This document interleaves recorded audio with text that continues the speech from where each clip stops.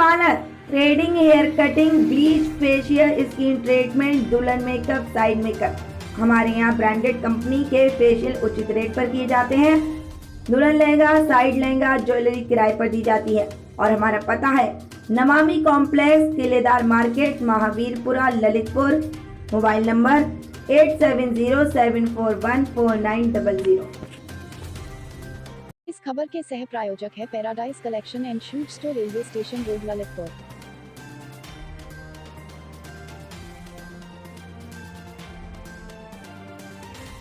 इस खबर की सह प्रायोजक Sanskar valley academy school, Mahroni road, Masaura Kala, Lalitpur.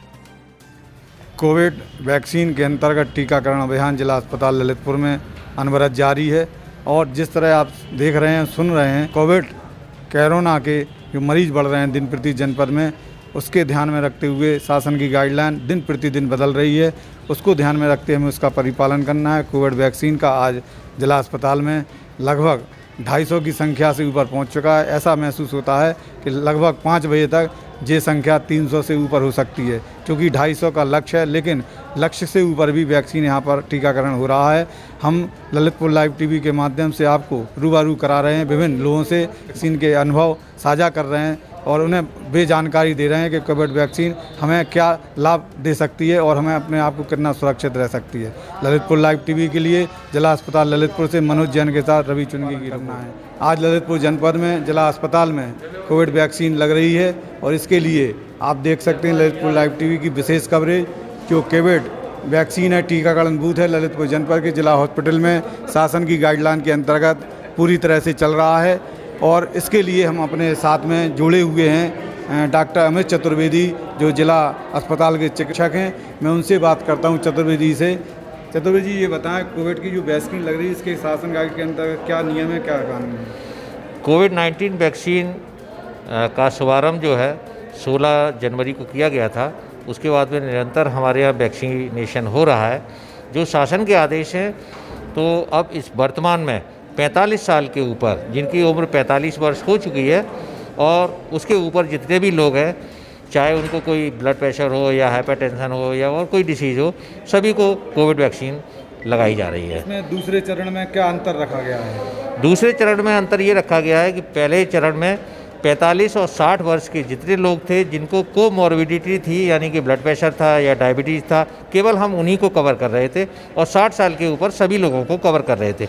लेकिन शासन ने जो नया शासनादेश जारी किया है उसके अंतर्गत हम 45 वर्ष के ऊपर सभी को लगा रहे हैं, चाहे उनको कोई डिसीज़ हो या ना हो। दूसरा डोज कब लगेगा सर इन लोगों को? दूसरा डोज जो है, जो शासनादेश है उसके अंतर्गत हमको 1.5 महीने बाद, यानी कि 6 हफ्ते बाद लगवाना है।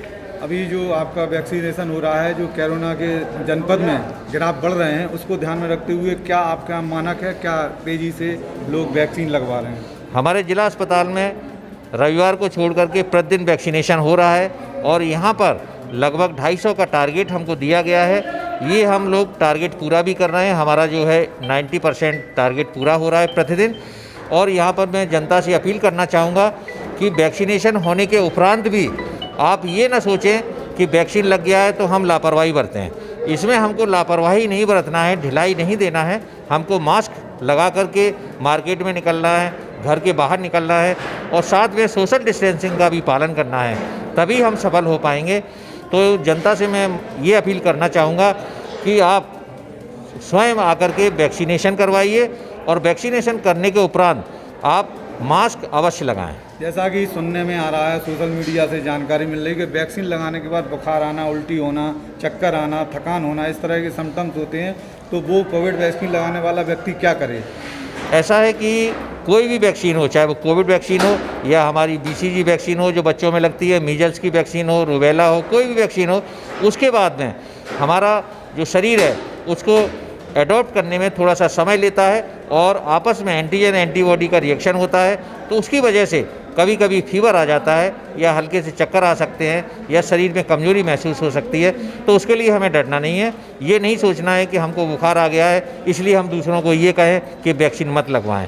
ऐसा नहीं है, हल्का सा बुखार आना स्वाभाविक है, नेचुरल है, इससे डरना नहीं है। ललितपुर लाइव टीवी के द्वारा भी हम सभी से अपील करते हैं कि कोविड वैक्सीन आप लगाएं, जो आपकी उम्र शासन की गाइडलाइन के अंतर्गत दी गई है। मैं चतुर्वेदी से ये भी जानना चाहता हूं कि जो पखवाड़ा टीकाकरण का अभियान का शासन की गाइडलाइन के अंतर्गत किया गया है, जैसे अभी जो पखवाड़ा गाइडलाइन दिया गया है कि आपका 8 तारीख से पत्रकार और व्यापारी, ये क्या है, इस तरह का क्या है?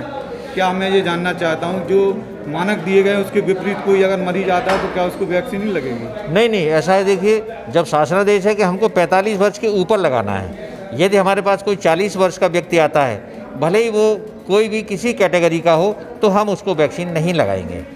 जिस तरह के शासन का जो गाइडलाइन है, जो उम्र है, उस उम्र निर्धारित उम्र के अंतर्गत जो वैक्सीन लगाई जा रही है। आप देख सकते हैं इन चित्रों में जो कोविड वैक्सीन लग रही है, हमें आशा कार्यकर्त्री और भी हमारे सुपरवाइजर, स्वास्थ्यकर्मी टीकाकरण में अपना पूरा योगदान दे रहे हैं और इस योगदान में वे वैक्सीन भी लगा रहे हैं। जो हमारी आंगनवाड़ी कार्यकर्त्री हैं, जो हमारी आशा कार्यकर्त्री हैं और जो हमारे स्वास्थ्यकर्मी हैं, पूरी तरह से जुटे हुए हैं कोविड टीकाकरण अभियान में और सभी को वैक्सीन लगा रहे हैं, हिदायत दे रहे हैं। सोशल डिस्टेंस का भी पालन हो रहा है। सभी वैक्सीन लगाने वाले और लगवाने वाले दोनों मास्क लगाए हुए हैं, दूरियों को बनाए रखे हुए हैं। जिस तरह से महामारी को हम निस्तारण के पटल पर ले जा सकते हैं, शासन का भरपूर प्रयास है और वह प्रयास आने वाले में सफल में पूरा होगा। चूँकि ललितपुर जनपद में तेज़ी से कोरोना वायरस के मरीज बढ़ रहे हैं, हमें ध्यान रखना है, अपना भी ध्यान रखना है और दूसरों का भी ध्यान रखना है। ललितपुर लाइव टीवी से जुड़े रहिए। कोविड वैक्सीन या टीकाकरण जो जिला अस्पताल में हो रहा है, उसमें हमारे स्वास्थ्यकर्मी हैं, स्टाफ कर्मी, में उनसे बात करना है। क्या व्यवस्था है, किस तरह से चल रहा है? यहाँ पर जिला पुरुष चिकित्सालय में सुबह 9 बजे से शाम के 5 बजे तक कोविशील्ड वैक्सीन लगाई जा रही है। जो 55 के प्लस ऊपर हैं, जिनकी एज है, उनको सभी को फर्स्ट डोज दिया जा रहा है।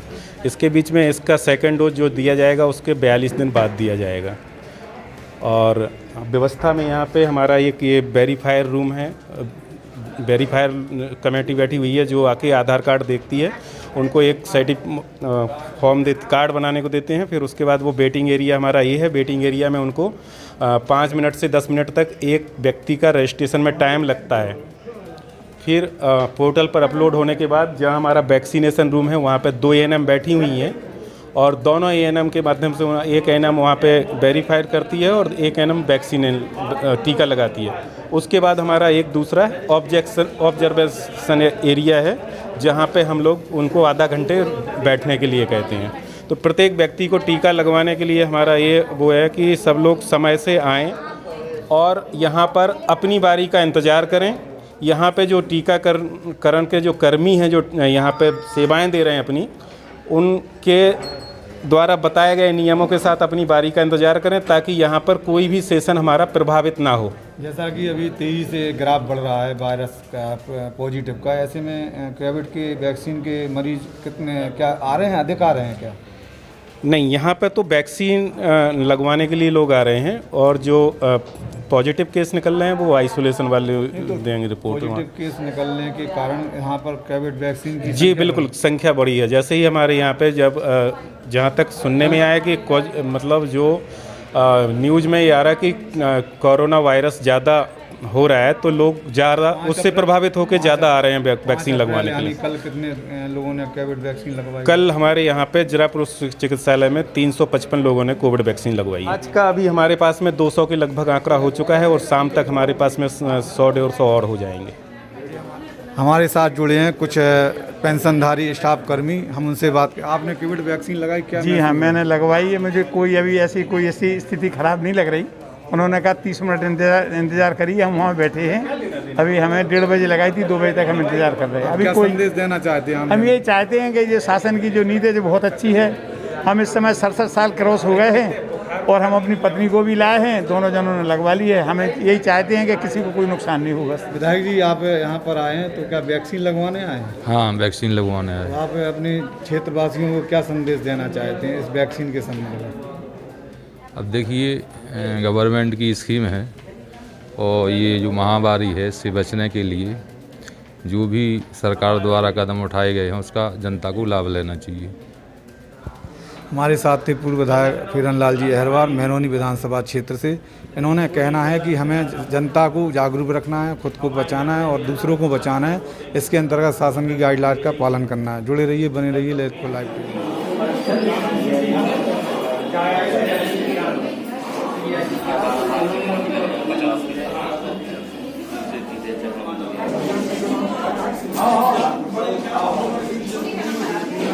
बताएं।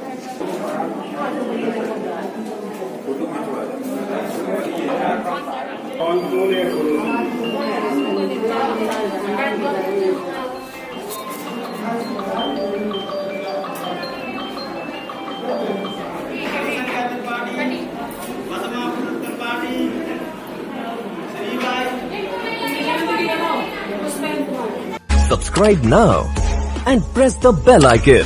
Never miss an update.